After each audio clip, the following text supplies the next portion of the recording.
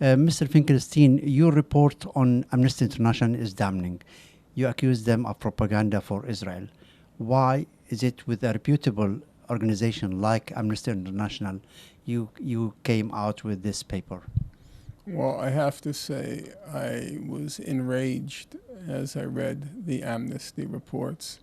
I had high expectations from them. They wrote some excellent reports on the Israeli assault in Gaza in 2008-9, the Operation Cast led. And over the past 20 years, they have been pretty reliable in giving an accurate description of what's happening in the occupied Palestinian territories. And so it was a complete shock and a profound disappointment to me that Amnesty International completely abandoned its professional mandate and responsibility, and in effect turned into an Israeli propaganda organization. What are your misgivings about them in this respect, on a legal basis? Well, let's just start with the basics.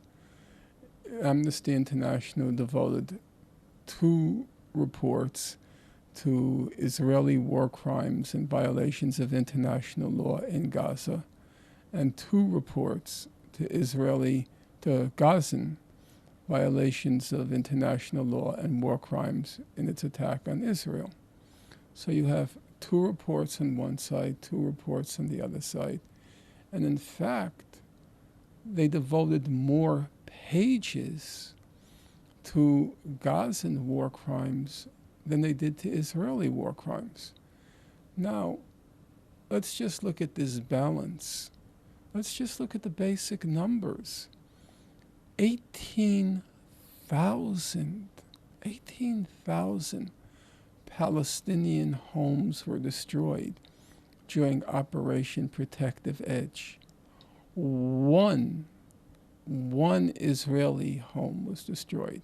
Incidentally, for your listeners, you will never find in any human rights report on Operation Protective Edge, never, that only one house was destroyed. The only way I found it was because Israel kept on its Ministry of Foreign Affairs website, it kept what it called a war diary, in which it described all damage to civilian structures and injury and deaths of civilians on a day-by-day basis. And I looked through it, and what you come out with were one house was destroyed, and about 10 others were either damaged or hit. That's the only place, because it's so embarrassing, the ratio, 18,000 to 1. Yep. Take children killed. 550 Palestinian children killed, 1 Israeli child killed. Now, I'll admit it myself. I know the name of the Israeli child, Daniel Tragerman. I know his age. He was 4.5 years old. If you ask me the name of 1 Palestinian child killed, I don't know. Amnesty International, in one of its reports, it gave over 2.25 pages to Daniel Tragerman, the 4.5-year-old Israeli child who was killed.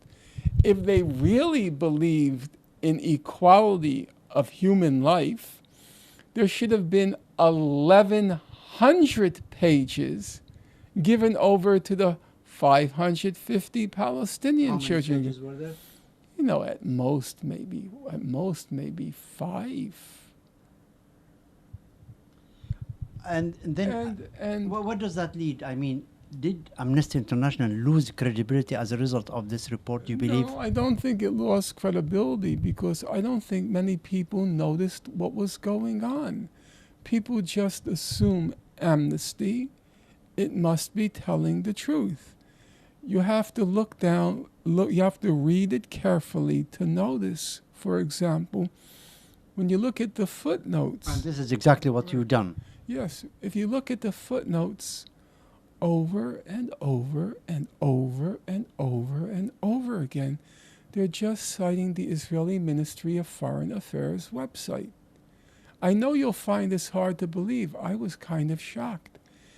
In their reports, there were 4, they never once, I know it's hard to believe, never once cited a Palestinian human rights organization in Gaza. There's Al-Mazen, there's the Palestinian Center for Human Rights, the PCHR. There are all these NGOs. They're not cited. It's like, what is going on here? So, this is just Israeli propaganda. When it comes to right of self-defense for the Gazans, how did Human Rights, not Human Rights Watch, so Amnesty International deal with that? Do they give them the right of self-defense? Well, it was interesting how they dealt with that. First of all, we have to start out with the basics. Number 1, Gaza has been under Israeli occupation for nearly a half century. Everybody agrees Israel remains the occupying power in Gaza. Number 2, it's been under an inhuman, immoral, and illegal siege by Israel, the blockade of Gaza. Now, those are already 2 circumstances which would seem to justify a resistance on the part of the people of Gaza, namely an illegal, at this point, an illegal occupation, and by consensus, an illegal blockade and siege. So clearly, for a lay person, let alone a professional, the people of Gaza must have some right of resistance to these 2 conditions imposed on them by Israel. What does Amnesty say? Well, Amnesty says the rockets that Hamas uses, they're illegal under international law. The mortar shells, they say the mortar shells because they are also indiscriminate in populated areas. Hamas can't use those either. It also says under international law, a resistance organization has to take, the expression is, all feasible precautions not to endanger civilian population. So what did they say to Hamas? They said to Hamas, well, there are a few unpopulated areas of Gaza, sort of like the equivalent in New York City. There's Central Park and there's Prospect Park. So they said, you should take all your militants, go into these unpopulated areas, and you can resist from there. But remember, your resistance can't include any weapons, because according to Amnesty, all the weapons are illegal under international law. So basically, the only thing Amnesty didn't tell the people of Gaza is, you should line up like ducks and just wait to be shot down by the incoming Israeli planes. I'm not advocating anything. I'm not advocating armed resistance, not because I'm afraid to. I'm not afraid of saying anything. I just don't like to tell people how should they conduct their affairs.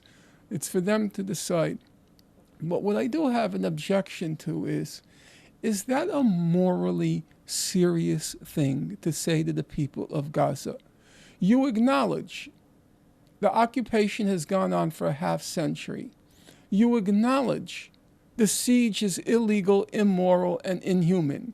You acknowledge the international community has done nothing to lift that illegal, immoral, and inhuman siege of Gaza.